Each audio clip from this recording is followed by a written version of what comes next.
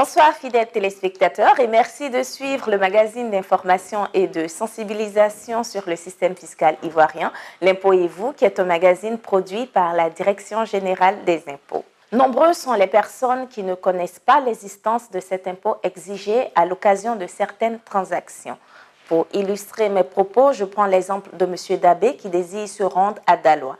Une fois à la gare d'une compagnie de transport de cette localité, la caissière lui exige la somme de 6 100 francs, alors que le ticket coûte 6 000 francs.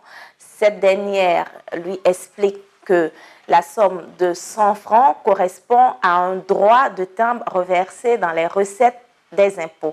Comme M. Dabé et comme certains téléspectateurs qui nous regardent en ce moment, il tombe des nues et se pose certaines questions. Alors, pour répondre à toutes ces préoccupations, nous avons sollicité l'avis d'un expert. Il s'agit de M. Touressier, administrateur des services financiers, chef du service chargé des droits de timbre à la direction du domaine de la conservation foncière, de l'enregistrement et du timbre. M. Touré, bonsoir. Bonsoir Sylvie. Merci d'être de notre ce soir. C'est moi qui vous remercie Sylvie. Alors, avant de répondre aux préoccupations des téléspectateurs qui nous regardent en ce moment, je vous invite à suivre ce reportage.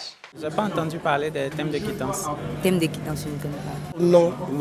Véritablement, je n'ai pas encore entendu parler de ça personnellement. J'ai une fois entendu parler de la DGI, la Direction générale des impôts, mais jamais entendu parler de la quittance des thèmes d'État. Monsieur l'expert, nous retenons tout de suite que la majorité de la population s'acquitte de ce droit-là, c'est-à-dire le timbre de quittance, mais ne sait pas réellement ce que c'est, n'est-ce pas? En effet, oui Sylvie, c'est un impôt qui n'est pas connu du grand public. C'est d'ailleurs la raison pour laquelle nous sommes là ce soir, pour donner les fondements et les explications portant sur cet impôt. Bien évidemment. Alors, Monsieur Touressier, qu'est-ce que le timbre de quittance? Le timbre de quittance est un impôt qui est prévu par l'article 873 du Code général des impôts. C'est un impôt que tout citoyen doit payer à chaque fois qu'il remet une somme d'argent en espèces à une personne physique comme vous et moi ou à une personne morale, une société par exemple, et se voit en retour délivrer une quittance de paiement. La quittance de paiement, en effet, n'est rien d'autre qu'un reçu, une facture ou tout autre document écrit remis à un client pour avoir effectué des achats de biens ou de services. Par exemple, lorsque vous vous rendez dans un magasin situé à Makori, à Cocody, à Korogo ou partout ailleurs en Côte d'Ivoire et que vous remettez une somme d'argent en vue d'acheter un objet, naturellement, on vous remettra ce qu'on appelle un reçu ou une facture. C'est donc à partir de ce reçu qu'on va vous demander de payer un timbre que le vendeur devra coller sur ce reçu. Lorsque moi je pars au supermarché, est-ce que je dois payer le timbre de quittance sur le ticket de caisse que la caissière me délivre? Il y a des conditions pour que le ticket de caisse dont vous parlez tout à l'heure fasse l'objet de collecte de droits de timbre quittance. Mais a priori, ce que je peux vous dire, c'est que le ticket de caisse enregistreuse ne contient pas le nom du client. D'accord. Alors que le nom du client est une condition obligatoire pour que les droits de timbre quittance soient prélevés sur un tel ticket. D'accord. Alors, le timbre, c'est ce petit bout de papier-là que vous avez présenté tout à l'heure. C'est bien cela. Est-ce qu'il existe une autre forme de timbre? Oui, il y a une autre méthode de prélèvement du timbre quittance. D'accord. Et pour cela, le contribuable adresse un courrier à la Direction générale des impôts qui lui donne l'autorisation de prélever directement les droits de timbre et qui seront reversés de façon périodique à chaque fin du mois, au plus tard le 10, à la caisse de la Direction générale des impôts. Est-ce que le droit de timbre de quittance est un nouvel impôt? Non, Sylvie. Le droit de timbre de quittance n'est pas un nouvel impôt. C'est un vieil impôt qui a été créé par la loi numéro 90-438 du 29 mai 1990. C'est d'ailleurs en application de cette loi que lorsque vous vous rendez dans les compagnies de distribution d'eau et d'électricité, qu'on vous demande de payer un droit de timbre. C'est également en application de cette loi que lorsque vous vous rendez dans une banque pour effectuer des dépôts de sommes d'argent en espèces, on vous demande de payer 100 francs. Les 100 francs représentent des droits de timbre. Nous retenons donc que le timbre de quittance est un très vieil impôt. Alors, qui doit le payer? Tout le monde doit payer les droits de timbre quittance. C'est tous les consommateurs, ivoiriens ou non ivoiriens, vivant en Côte d'Ivoire, qui doivent payer les droits de timbre quittance. C'est vous, Sylvie, qui devez payer les droits de timbre quittance parce que vous êtes consommateur, vous vous rendez dans un magasin, vous achetez des articles, on vous remet une quittance, un reçu ou un quelconque document. Moi aussi, je dois payer les droits de timbre quittance parce que je suis consommateur, je paie mes factures d'eau et d'électricité. C'est le voyageur qui se rend à Korogo qui doit payer les droits de timbre quittance parce que lorsqu'il se rend dans une compagnie de transport, il procède au versement d'une somme d'argent et en retour, on lui remet un reçu ou un ticket de voyage. Voyez-vous, Sylvie, même les parents d'élèves doivent payer les droits de timbre quittance parce que lorsque la rentrée des classes arrive, ils se rendent à l'école de leur enfant et procèdent au versement des droits d'inscription. En retour, on leur remet un reçu d'inscription. Et donc, c'est pratiquement toute la population qui effectue une dépense en espèces qui doit s'acquitter du droit de timbre de quittance. Oui, Sylvie, ce qu'il faut noter à ce sujet, c'est que le droit de timbre quittance est à la charge de l'acheteur ou du bénéficiaire de la prestation de service. Le vendeur ou le prestataire de service ne fait que collecter ses droits pour le compte de la Direction générale des impôts, puis les reverse à la caisse du Trésor public. Le redevable légal, c'est le vendeur ou le prestataire de service. D'accord. L'acheteur ou le bénéficiaire représente le redevable réel.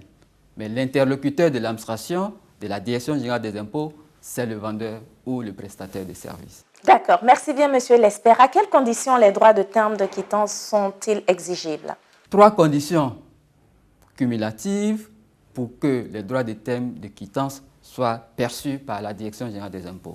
Lesquelles? La première condition est relative au versement d'une somme d'argent. Ici, il s'agit d'une somme d'argent en espèces.